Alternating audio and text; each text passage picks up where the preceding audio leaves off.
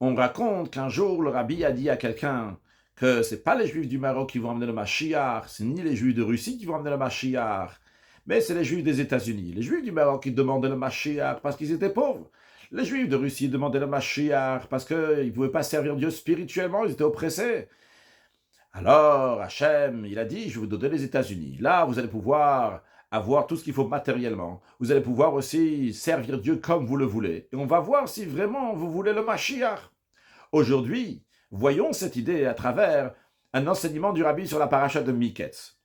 Dans la paracha, on nous raconte comment les frères de Yosef, ceux qui avaient vendu Yosef il y a 22 ans, ils sont partis en Égypte parce que dans leur pays, la terre de Canaan, la terre d'Israël, il n'y avait pas suffisamment de quoi manger, c'était un moment de famine, donc ils sont partis acheter en Égypte. Et là-bas, c'était qui le vice-roi qui s'occupait de donner à manger à tout le monde? C'était Yosef. Yosef qu'ils avaient vendu il y a 22 ans. Yosef les a reconnus, mais eux, ils n'ont pas reconnu Yosef. Yosef leur a dit, vous êtes des espions. Après, Yosef les a mis en prison. Après, Yosef les a fait sortir de prison. Il a dit, mais je vais garder en otage Shimon.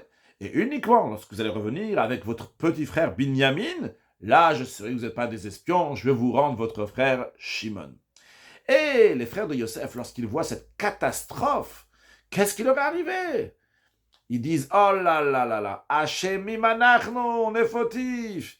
C'est à cause du fait qu'on s'est mal comporté envers Yosef, notre frère, lorsqu'il nous a supplié de ne pas le vendre. On ne l'a pas écouté. C'est pour ça que cette souffrance nous arrive.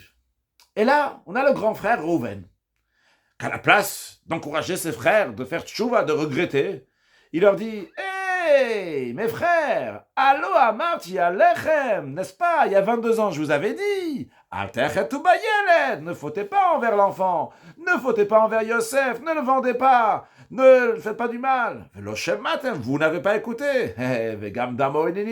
Voilà, maintenant, son sang, il est vengé. C'est pour ça qu'on est dans cette situation. Le rabbi demande, c'est quoi l'explication? On a ici des frères qui sont en train de faire tchouva. Et le grand frère, à la place de les encourager, ils leur disent, hé, mes frères, vous dites, vous faites tchouva. Vous vous rappelez, je vous avais déjà dit 22 ans que je ne vais pas se comporter comme ça. Ça, c'est le comportement d'un grand frère. Quand quelqu'un est en train de faire tchouva, tu l'encourages, tu lui dis chazak, continue, tu dis pas, tu sais, je t'avais déjà dit il y a longtemps, il fallait pas se comporter comme ça, maintenant tu es dans la boue, bien tant pis pour toi. Surtout pas un grand frère, surtout pas Reuven. L'explication est la suivante. Il faut comprendre d'abord, c'est quoi faire tchouva? Une vraie tchouva, c'est pas quand quelqu'un il fait tchouva parce qu'il a un problème qui lui arrive. C'est aussi une tchouva. Mais c'est pas ça, la vraie tchouva. La vraie tchouva, c'est comme le Rambam dit dans les lois de tchouva, il explique longuement la notion du libre arbitre. Que nous avons le choix de faire le bien ou de fauter, et nous avons le choix de retourner vers Hachem.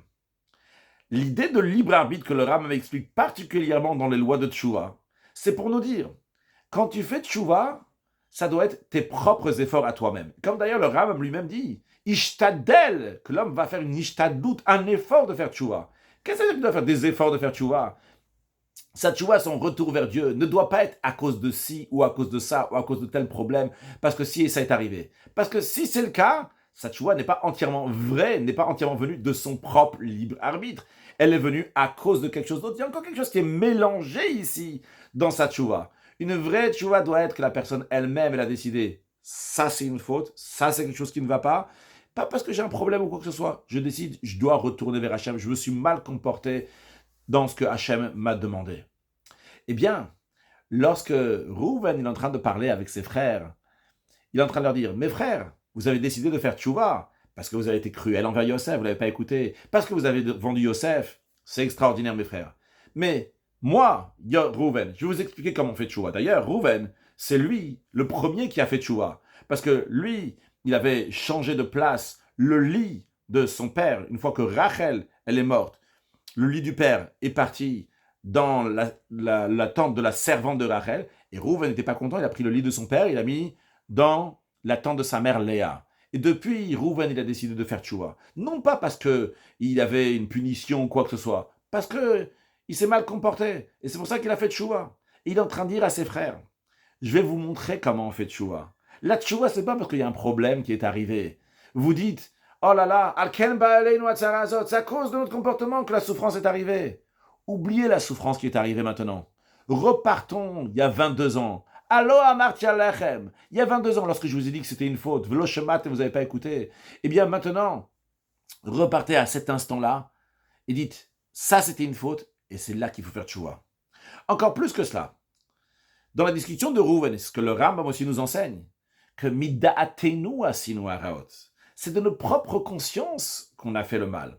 C'est-à-dire, ne dites pas que le mal a été fait à cause de lui, à cause de l'un, c'est l'autre qui m'a entraîné. Si tu dis que la faute, elle a été faite à cause de quelqu'un d'autre, même si c'est moi qui l'a fait, mais il y avait une autre cause, tu n'es pas conscient que c'est toi qui as fait la faute, et c'était par ton libre arbitre, ta tchouva ne serait pas vraie.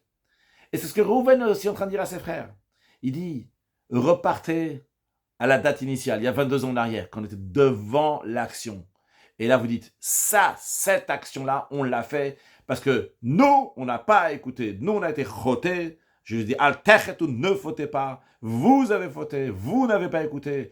Et maintenant, vous allez faire tchouva. Faites que vous allez réaliser que la faute a été faite par le libre arbitre et que la tchouva aussi va être faite par le libre arbitre et non pas parce qu'il y a une cause.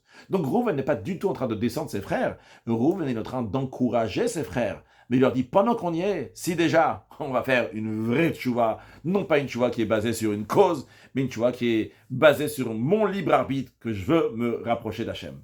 Et les amis, il faut vivre avec Mashiach. C'est la même chose aussi pour le Mashiach. Quelqu'un peut vouloir le Mashiach, parce que quand Mashiach va venir, tout ira bien, on va être en bonne santé, il y aura la paix dans le monde, il y aura une grande largesse, il n'y aura pas de concurrence, c'est un monde extraordinaire, on va bien vivre. Mais il faut vouloir Mashiach pour vouloir Mashiach. Qu'est-ce que c'est vouloir Mashiach pour vouloir Mashiach? Mashiach, c'est le dévoilement de Dieu ici sur terre. Dieu, il est entre guillemets en exil tant que Mashiach n'est pas venu. Et on veut que Hayashem le Melech HaKolar, est-ce que Hashem est droit sur toute la terre? Non pas parce qu'il nous manque de l'argent, on souhaite à tout le monde d'en avoir plein dans les derniers instants de l'exil aussi, mais non pas si Chaz Shalom quelqu'un il manque de l'argent, parce que quelqu'un il lui manque du spirituel, vouloir Mashiach, parce que ça c'est la volonté de Dieu qui va se révéler ici sur terre. Et bien sûr, pour cela, on agit, on n'attend pas de manière pacifique, on rajoute des actes de bonté, de bienfaisance, pour être prêt à accueillir Mashiach très prochainement. Une excellente journée.